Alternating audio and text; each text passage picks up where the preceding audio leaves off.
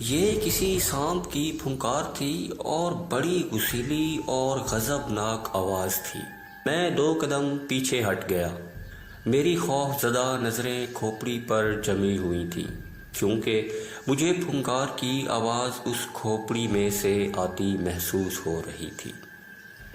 اس کے ساتھ ہی میں نے ایک منظر دیکھا جسے دیکھ کر میرے رونگٹے کھڑے ہو گئے۔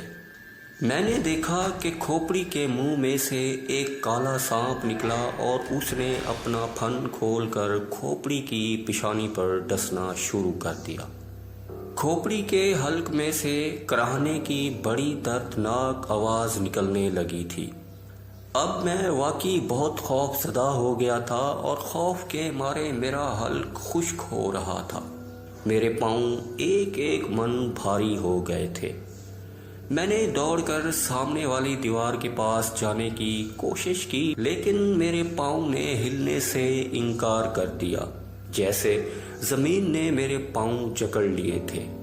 سانپ اب دیوار سے آدھی باہر نکلی ہوئی انسانی کھوپڑی کے اوپر کنڈلی مار کر بیٹھا تھا۔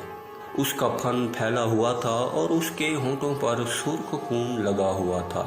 وہ میری طرف دیکھ رہا تھا اور تھوڑی تھوڑی دیر بعد پھنکار رہا تھا۔ پھر اچانک سانپ نے میرے اوپر چھلانگ لگا دی۔ میرے حلق سے ایک چیخ نکل گئی۔ دوسرے لمحے میں نے دیکھا کہ جیسے ہی سانپ میرے چہرے سے ٹکرایا، کسی نے جیسے اسے دم سے پکڑ کر زور سے دیوار کے ساتھ پٹک دیا۔ سانپ کے دیوار کے ساتھ ٹکراتے ہی ایک بھیانک انسانی چیخ بلند ہوئی اور سانپ بھی غائب ہو گیا، اور دیوار میں سے ابھری ہوئی کھوپڑی بھی غائب ہو گئی تھی۔ میں نے دل میں کلمہ پاک کا ورد شروع کر دیا تھا، کیونکہ میں سمجھ گیا تھا کہ یہ سب بدروحوں کا کھیل ہے جو مجھ پر حملہ کر رہی ہیں، اور قدرت مجھے ان سے محفوظ رکھ رہی ہے۔ تہہ خانے کی گھٹن بہت بڑھ گئی تھی اور اب میرے لیے سانس لینا مشکل ہو رہا تھا۔ میں ایسے جلدی جلدی سانس لے رہا تھا جیسے آدمی نزا کے عالم میں ہو۔ مجھے محسوس ہونے لگا تھا کہ تہہ خانے کی فضا میں سے آکسیجن غائب ہونا شروع ہو گئی ہے۔ میرے اندازے کے مطابق اتنی جلدی تہہ خانے سے آکسیجن کم نہیں ہونی چاہیے تھی۔ ایسے لگ رہا تھا کہ کوئی غیبی طاقت فضا کی آکسیجن کو جذب کر رہی ہے۔ میرا سانس اکھڑنا شروع ہو گیا۔ مجھے اپنے کانوں میں گھنٹیوں اور چیخوں کی آوازیں آنے لگیں۔ آنکھوں کے آگے ڈرونی شکلیں گردش کرنے لگی تھیں۔ پھر مجھ پر نیم بے ہوشی طاری ہو گئی اور میں کھڑے کھڑے وہیں اینٹوں کے ڈھیر پر گر پڑا۔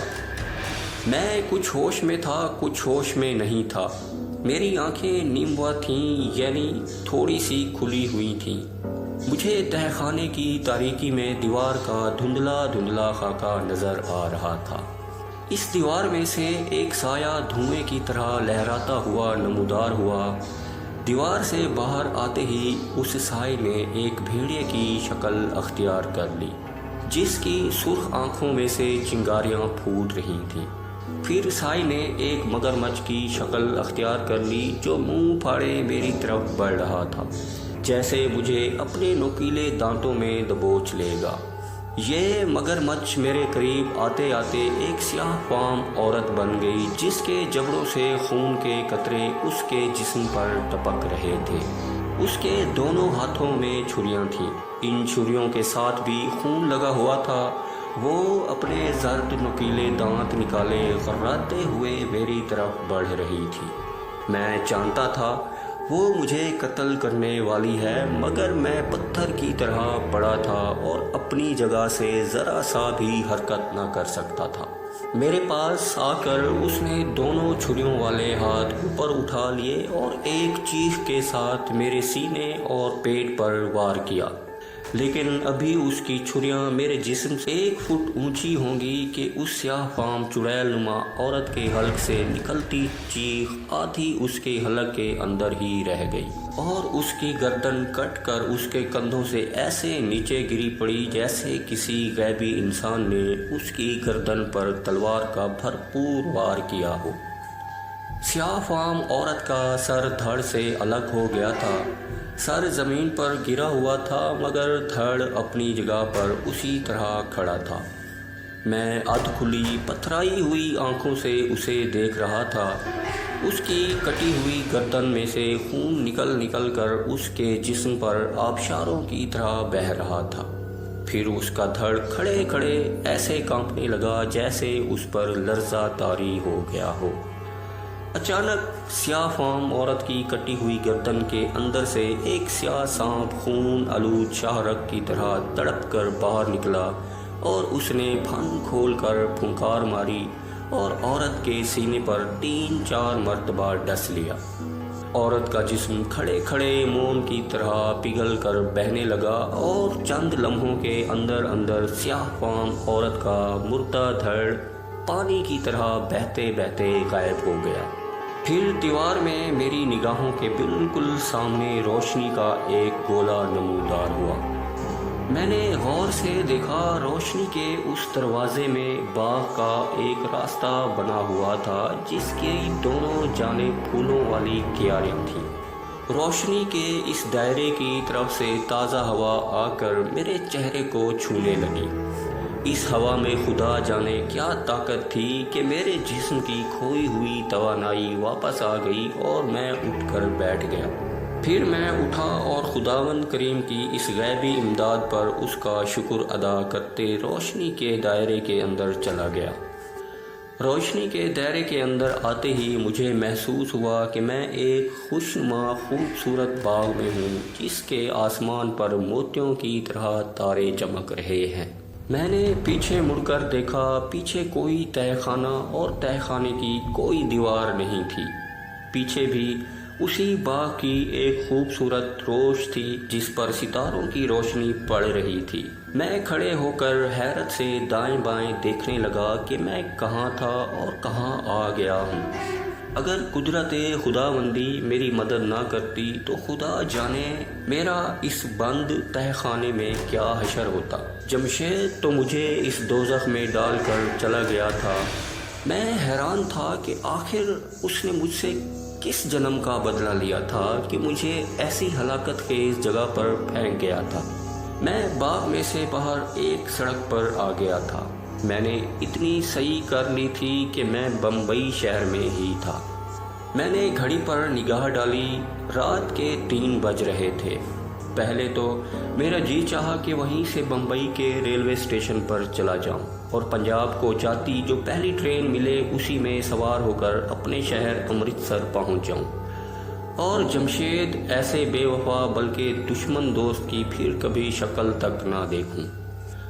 پھر خیال آیا کہ کم از کم ایک بار تو اس کے پاس ضرور جا کر اسے ذلیل کروں اور اس سے پوچھوں کہ آخر میں نے اس کے ساتھ کیا برائی کی تھی جس کا اس نے مجھ سے یوں بدلہ لیا کہ مجھے اندھے تہہ خانے میں بند کر کے موت کے حوالے کر دیا۔ سڑک دونوں جانب دور دور تک خالی پڑی تھی، کھمبوں کی بتیاں روشن تھیں۔ یہ بمبئی شہر سے باہر جانے والی کوئی سڑک تھی۔ مجھے کوئی اندازہ نہیں تھا کہ میں بمبئی کے کس علاقے میں ہوں۔ میں نے یوں ہی ایک طرف چلنا شروع کر دیا۔ پیچھے سے کسی گاڑی کی مجھ پر روشنی پڑی۔ میں نے رک کر پیچھے دیکھا، کوئی بہت بڑا ٹرک آ رہا تھا۔ میں نے اس خیال سے اسے ہاتھ دے دیا کہ شاید رک جائے۔ مجھے بہت کم امید تھی مگر ٹرک مجھ سے تھوڑا آگے جا کر رک گیا۔ میں دوڑ کر اس کے پاس گیا۔ ڈرائیور نے کھڑکی میں سے سر نکال کر پوچھا، میں کولایا جا رہا ہوں، جانا ہے تو پیچھے بیٹھ جاؤ۔ میں نے کہہ دیا کہ مجھے بھی کولایا جانا ہے اور میں ٹرک کے پیچھے جا کر اس پر چڑھ گیا۔ ٹرک چل پڑا تھا، حالانکہ مجھے کولایا نہیں جانا تھا بلکہ پریل کے علاقے میں جانا تھا جہاں میرے دشمن دوست جمشید کی گراج نما دکان اور اوپر فلیٹ تھا۔ کولایا پہنچ کر میں ٹرک سے اتر گیا۔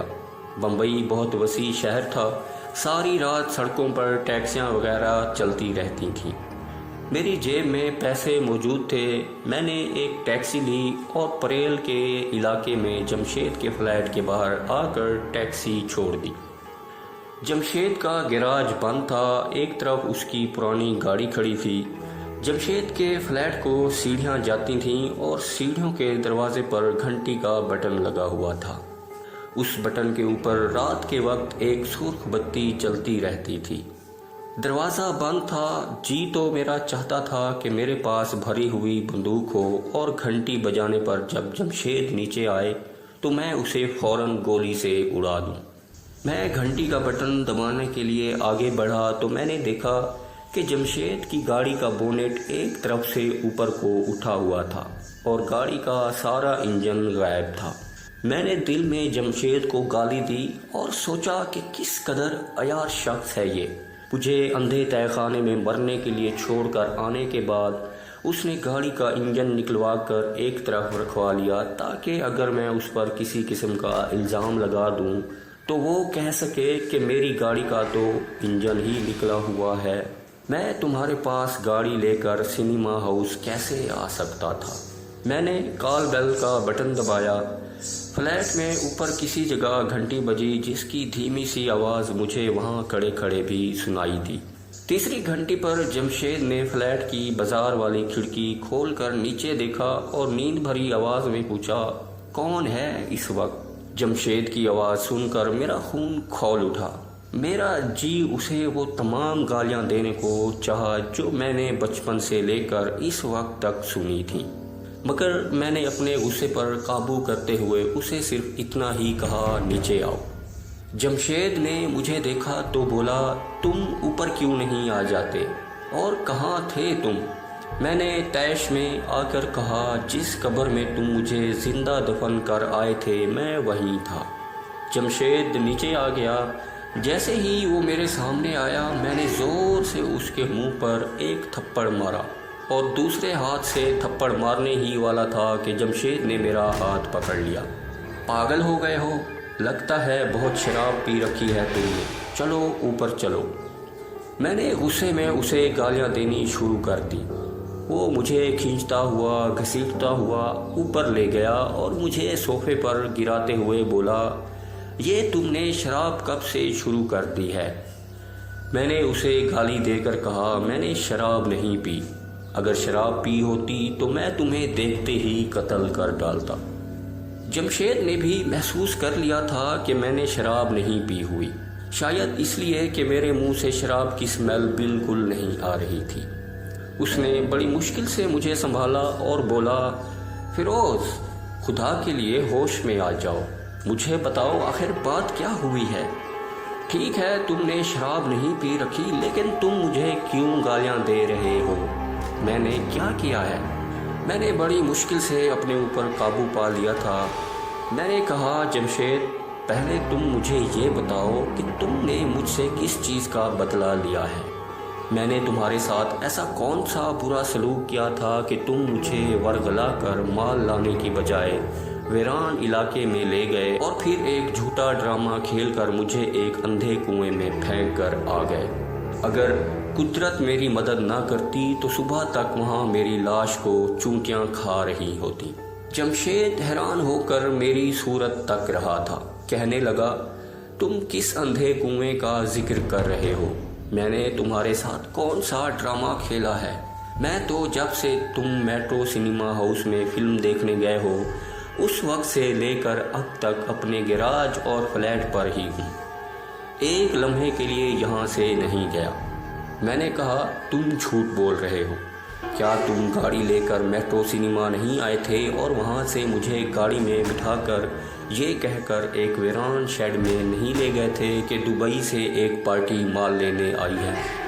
جمشید پھٹی پھٹی آنکھوں سے مجھے دیکھ رہا تھا، کہنے لگا، میری گاڑی تو انجن کے بغیر باہر پڑی ہے، میں تو پرسوں سے اس کا انجن اوور ہال کر رہا ہوں، بے شک نیچے جا کر دیکھ لو گاڑی کا انجن نہیں ہے۔ جب میں نے اسے پورا واقعہ بیان کیا تو جمشید مجھے ایسے دیکھنے لگا جیسے اسے میری دماغی حالت کے نارمل ہونے پر شک پڑ گیا ہو۔ کہنے لگا، فیروز میں نے زندگی میں کبھی منشیات کا کام نہیں کیا، میرے پاس کوئی دبئی والی پارٹی نہیں آئی، میں تمہارے پاس میٹرو سنیما نہیں پہنچا تھا۔ میں نے کہا، تو پھر وہ کون تھا؟ وہ تم ہی تھے، کیا میں تمہیں پہچانتا نہیں؟ جمشید کہنے لگا، تم کہہ رہے ہو کہ میں نے تمہیں کہا تھا کہ میرا نوکر عبدل اپنی بیمار ماں کی خیر گیری کرنے ناسک گیا ہوا ہے۔ نوکر عبدل تو کہیں نہیں گیا، جا کر دیکھ لو، وہ نیچے گراج میں سو رہا ہے، وہ گزشتہ کئی مہینوں سے ناسک نہیں گیا۔ میری تو سمجھ میں نہیں آتا کہ تم یہ سب کچھ کیا کہہ رہے ہو۔ جمشید کا انداز بتا رہا تھا کہ وہ جھوٹ نہیں بول رہا۔ آدمی اگر جھوٹ بول رہا ہو تو اس کا پتہ چل جاتا ہے، اور جمشید تو میرا بچپن کا دوست تھا، میں اس کے مزاج کو اچھی طرح جانتا تھا۔ میں سوچ میں پڑ گیا، آخر وہ کون تھا جو جمشید بن کر میرے پاس آیا تھا اور مجھے ہلاک کرنے کے لیے اندھے تہہ خانے میں پھینک گیا تھا۔ مجھے خیال آیا کہ کہیں یہ ان بدروحوں کا کام تو نہیں تھا جو مجھے رانی بائی کے قلعے کی حسین روح یا بدروح کو مرتبان سے آزاد کرنے کی وجہ سے میری جان کی دشمن بن گئی تھی، اور اس سے پہلے بھی مجھے 2 بار ہلاک کرنے کی کوشش کر چکی تھی۔